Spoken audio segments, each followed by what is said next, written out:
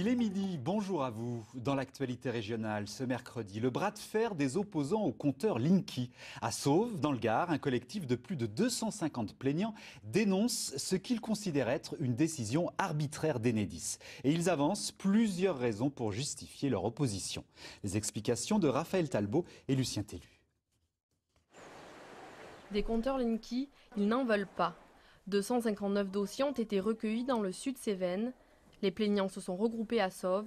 Ils s'inquiètent pour leur santé à cause des ondes, mais aussi pour la protection de leurs données personnelles. C'est insupportable d'être confronté à des décisions que l'on ne prend pas, des compteurs dont on ne veut pas.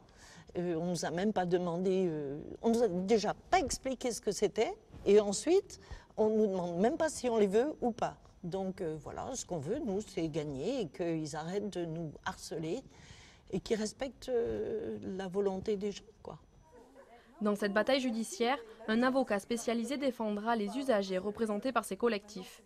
C'est la 14e action qu'il dirige contre le groupe Enedis.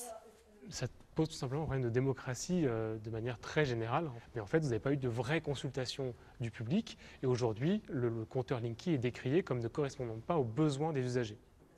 Dans le courant de l'été, l'avocat assignera l'entreprise Enedis au tribunal de Nîmes. La première audience est prévue d'ici un an. Dans le Gard, plus de la moitié des foyers est déjà équipé de compteurs Linky. Le fournisseur d'électricité tente de rassurer les utilisateurs.